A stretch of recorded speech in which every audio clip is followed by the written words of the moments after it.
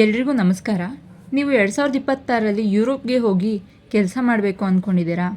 Poland ದೇಶ ಸಾವಿರಾರು ಕಾರ್ಮಿಕರನ್ನ ನೇಮಿಸ್ಕೊಳ್ತಾ ಇದೆ. ಇದಕ್ಕೆ ನಿಮಗೆ ಮೊದಲನೇದಾಗಿ ಟೈಪ್ ಎ ವರ್ಕ್ ಪರ್ಮಿಟ್ ಬೇಕಾಗುತ್ತೆ.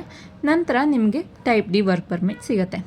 ಟೈಪ್ ಎ ವರ್ಕ್ ಪರ್ಮಿಟ್ ಅಂದರೆ ಪೋಲೆಂಡ್ ದೇಶದಲ್ಲಿರುವಂತಹ ಎಂಪ್ಲಾಯರ್ ನಿಮ್ಮನ್ನು ಯಾರು ಕೆಲಸಕ್ಕೆ ತೊಗೊಳ್ತಾರೆ ಆ ವ್ಯಕ್ತಿ ಪಾಲಿಷ್ ಗೌರ್ಮೆಂಟ್ಗೆ ಒಂದು ಅಪ್ಲಿಕೇಶನ್ನ ಕೊಡ್ತಾರೆ. ನಾವು ಈ ರೀತಿ ಈ ವ್ಯಕ್ತಿನ ನಮ್ಮ ದೇಶಕ್ಕೆ ಕರೆಸ್ಕೊಳ್ತಾ ಇದ್ದೀವಿ ಕೆಲಸಕ್ಕೋಸ್ಕರ ಅಂತ ಹೇಳಿಬಿಟ್ಟು. ಅದು ಸರಿಸುಮಾರು ಅಂದರೆ 4ರಿಂದ 12 ವಾರಗಳನ್ನ ತಗೊಳ್ತಾರೆ ಅದು ಅಪ್ಲಿಕೇಶನ್ ಅಪ್ರೂವ್ ಆಗಿ ನಿಮಗೆ ಟೈಪ್ ಎ ವರ್ಕ್ ಪರ್ಮಿಟ್ ಸಿಗೋದಕ್ಕೆ. ನಂತರ ಟೈಪ್ ಡಿ ವರ್ಕ್ ಪರ್ಮಿಟ್ಟು ನಮ್ಮ ದೇಶದಲ್ಲಿ ಅಂದರೆ ಭಾರತದಲ್ಲಿರುವಂತಹ ಪಾಲಿಷ್ ರಾಯಭಾರಿ ಕಚೇರಿಯಲ್ಲಿ ನೀವು ಹೋಗಿ ಅಪ್ಲೈ ಮಾಡಬೇಕಾಗತ್ತೆ. ಅದು ಯಾಕೆ ತಗೊಳ್ಳೋದು ಅಂದರೆ ನೀವು ಪೋಲೆಂಡ್ ದೇಶದಲ್ಲಿ 90 ದಿನಕ್ಕಿಂತ ಹೆಚ್ಚಾಗಿ ಉಳ್ಕೊಳ್ತೀರಾ ಅಂದರೆ ನೀವು ಟೈಪ್ ಡಿ ವೀಸಾನ ತೊಗೊಳ್ಬೇಕಾಗತ್ತೆ. ಸಿಂಪಲಾಗಿ ಹೇಳಬೇಕು ಅಂದರೆ ಟೈಪ್ ಡಿ ವೀಸಾ ಬೇಕಂದರೆ ಮೊದಲು ನಿಮಗೆ ಟೈಪ್ ಎ ವೀಸಾ ಬೇಕು. ಟೈಪ್ ಡಿ ವೀಸಾಗೆ ನಿಮಗೆ ಚಾರ್ಜಸ್ ಎಷ್ಟಾಗುತ್ತೆ ಅಂದರೆ ಸರಿಸುಮಾರು 200 ಯೂರೋಗಳು ಅಂದರೆ ಭಾರತದ ರೂಪಾಯಿಯಲ್ಲಿ 18,000ದಿಂದ 21,000. ಎಕ್ಸ್ಚೇಂಜ್ ರೇಟ್ ಮೇಲೆ ಅದು ಚೇಂಜಸ್ ವೇರಿ ಆಗುತ್ತೆ.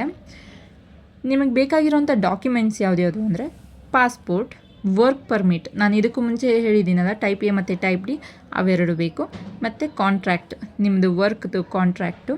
ಅದಾದ ನಂತರ ನಿಮಗೆ ಟ್ರಾವೆಲ್ ಇನ್ಶೂರೆನ್ಸ್ ವರ್ತ್ 30,000 ಯೂರೋಗಳದ್ದು ತೊಗೊಳ್ಬೇಕಾಗತ್ತೆ.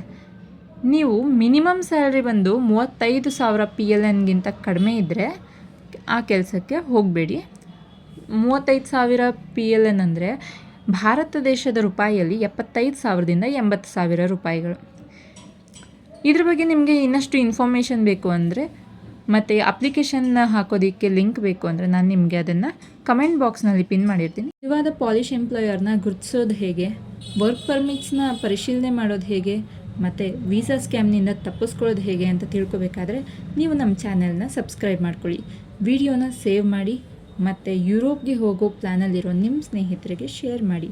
ಮುಂದಿನ ಅಪ್ಡೇಟ್ ಜೊತೆಗೆ ನಾನು ಬರ್ತೀನಿ. ಅಲ್ಲಿವರೆಗೂ take care, bye. See you. Thanks for watching.